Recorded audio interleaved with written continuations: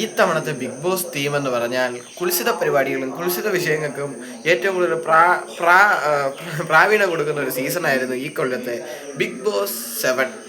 7ന്റെ പണിയൊന്നും വലിയ ടാർഗറ്റായിട്ടൊന്നും എനിക്ക് തോന്നിയില്ല.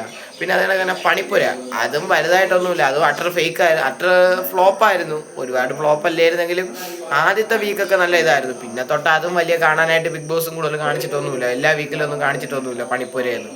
എന്ന് വെച്ചാൽ ആൾക്കാരൊക്കെ എല്ലാ സാധനവും കിട്ടുന്നുണ്ട്, റേഷൻ കിട്ടുന്നുണ്ട് കൃത്യമായിട്ട്. പിന്നെ അതിനുള്ള അടിയായിരുന്നു. ഈ കൊല്ലം ഏറ്റവും കൂടുതൽ അടി നടന്നിട്ടുള്ളത് കിച്ചൺ ഏരിയയിലായിരുന്നു. പിന്നെ അത് കണക്ക് തന്നെ ഏറ്റവും കൂടുതൽ അടി നടക്കാനുള്ള വിഷയം എന്താണ്? കുൽസിത വിഷയങ്ങൾ.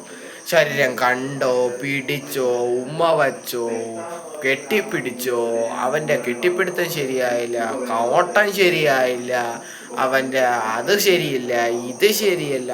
ആണുങ്ങൾ പോലും പറഞ്ഞിട്ടുണ്ട് പലപ്പോഴും. ഷാനവാസും നെവിനും അത് തന്നെ ഫസ്റ്റ് എക്സാമ്പിളാണ്.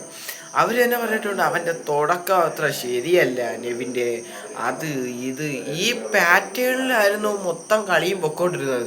പക്ഷേ ഈ പാറ്റേണിൽ ഒന്നും പോവാതിരുന്ന ഒരു വ്യക്തി അനീഷ് മാത്രമേ ഉള്ളൂ. കാര്യമൊക്കെ പറയാമല്ലോ, അനീഷിനെ സപ്പോർട്ട് ചെയ്യല. അതിൽ അനീഷ് ഇപ്പോൾ ഒരു പേഴ്സണൽ അറ്റാക്കോ ഒരു കുടുംബം തകർക്കുന്ന അറ്റാക്കോ അനീഷ് പോയിട്ടില്ല. പക്ഷെ അനുമോൾ അങ്ങനെയല്ല, എല്ലാം ടാർഗറ്റ് ചെയ്ത് അടിച്ച് ഈ പ്ലേ എല്ലാം തുടക്കം കുറിക്കുന്ന ഈ അനുമോൾ തന്നെയാണ്. അനുമോൾ ടാർഗറ്റ് ചെയ്തും ഈ പ്രശ്നങ്ങൾ ഇട്ട് കൊടുത്തും പിന്നെ അതേ കണക്ക് തന്നെ ഒരുപാട് കുലസ്ത്രീക്ക് ചമഞ്ഞും ഉണ്ടാക്കിയ പ്രശ്നങ്ങൾ കാരണം മാത്രമാണ് അവിടെ അനുമോളെ ലാസ്റ്റ് തേച്ചൊട്ടിക്കാനുള്ള കണ്ടസ്റ്റൻസ് വന്നത്.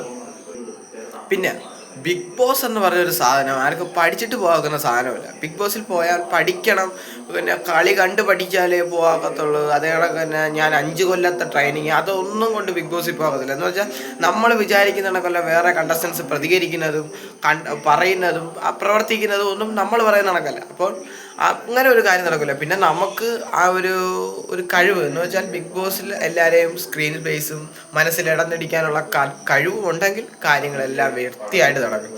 എന്ന് വെച്ചാൽ അനുമോള് തന്നെ ഈ പറഞ്ഞ സ്റ്റേറ്റ്മെൻറ്റുകളൊന്നും ഒരിക്കലും പുറത്തോട്ട് വരുമ്പോൾ അത്ര ഹെയ്റ്റായിട്ട് പുറത്തോട്ട് വന്നിട്ടില്ല. കണ്ടസ്റ്റൻസിന് അത്ര ഇറിറ്റേറ്റിംഗ് ഉണ്ടെങ്കിലും അത്ര നല്ല രീതിയിലൊരു നെഗറ്റീവ് അടിച്ചിട്ടില്ല. എന്ന് വെച്ചാൽ PR സപ്പോർട്ട് അത്രയ്ക്ക് കൂടുതലായിരുന്നു അനുമോക്ക്. സത്യം പറഞ്ഞാൽ ഈ അനുമോക്ക് ഇത്രയും PR ഇല്ലായിരുന്നെങ്കിലുള്ള അവസ്ഥ എന്തെന്ന് വെച്ചാൽ 50ാമത്തെ ദിവസം എവിക്റ്റായി ഇറങ്ങിയാൽ തന്നെ സൈബർ അറ്റാക്കോടെ ആയിരിക്കും ഇറങ്ങുന്നത്. എന്ന് വെച്ചാൽ മറ്റേ PRകളൊക്കെ നല്ല രീതിയിൽ അനുമോളെ തേച്ചൊട്ടിക്കും. അത് കാണാവുന്ന കേസും തന്നെയായിരുന്നു. ഈ എല്ലാ ബിഗ് ബോസിനെക്കാട്ടിൽ ഈ ബിഗ് ബോസിനൊരു പ്രത്യേകത എന്ന് വെച്ചാൽ ഈ ബിഗ് ബോസ് കഴിഞ്ഞിട്ട് ബിഗ് ബോസ് വിഷയങ്ങളും ബിഗ് ബോസ് കണ്ടസ്റ്റൻസിൻ്റെ ഒരു രീതിയിൽ റീച്ച് കുറയുന്നില്ല. ബിഗ് ബോസ് കണ്ടസ്റ്റൻസിൻ്റെ അപരാധങ്ങളും ബിഗ് ബോസ് കണ്ടസ്റ്റൻസിൻ്റെ PRും അവരെ തേച്ചൊട്ടിയിരും കാരണം നമ്മളെ കണക്കുള്ളവർക്ക് കണ്ടന്റിന് ഒരു ക്ഷാമവും ഇല്ല. കാര്യമൊക്കെ പറയാമല്ലേ, കാണുന്നവർ കൂടെ സപ്പോർട്ട് ചെയ്തത് ലൈക്ക് ചെയ്താൽ മതി, പിന്നെ ഒന്നും പേടിക്കാനില്ല. എന്തായാലും അതാണ് ഈ ബിഗ് ബോസിൻ്റെ പ്രത്യേകത. ഈ കുൽസിതം കാണിക്കും. ഇപ്പം ഇങ്ങനെയുള്ള പരിപാടികളൊക്കെ ഏറ്റവും കൂടുതൽ കണ്ടന്റ് ബേസ് എന്ന് പറഞ്ഞാൽ ചൊറിഞ്ഞ കണ്ടന്റ് ആയാലും അലഞ്ഞ കണ്ടന്റ് ആയാലും ഈ അപ്പി കണ്ടന്റ് ആയാലും ഏത് കുൽസിത കണ്ടന്റ് ആയാലും കൊണ്ടുവന്നിട്ടുള്ളത് ആരാണ്? അനുമോൾ. ഈ കുൽസിത കണ്ടന്റ് അല്ലേ ഏറ്റവും കൂടുതൽ കാണിക്കുന്നത്.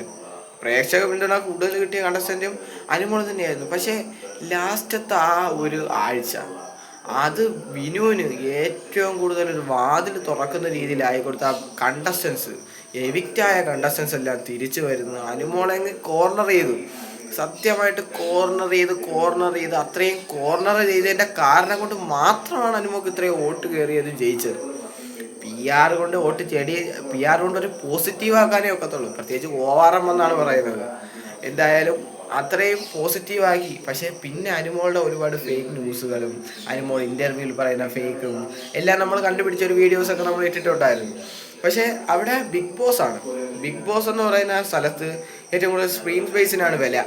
നല്ല കണ്ടന്റ് ആയാലും ചീത്ത കണ്ടന്റ് ആയാലും സ്ക്രീൻ സ്പേസ് അവിടെ കിട്ടിയാൽ അവിടെ വിജയിക്കാൻ ചാൻസ് കൂടുതലാണ്. നിങ്ങൾക്ക് എന്താണ് ബിഗ് ബോസിനെ പറ്റി പറയാനുള്ളത്? കമൻറ്റായി രേഖപ്പെടുത്തുക. ഈ വീഡിയോയ്ക്കകത്ത് എന്തൊക്കെയാണ് തോന്നിയത് കമൻറ്റായി രേഖപ്പെടുത്തുക. ഇത്രയും പറഞ്ഞുകൊണ്ട് ഈ വീഡിയോ അവസാനിക്കുന്നു. Life of Harry. Thank you for watching.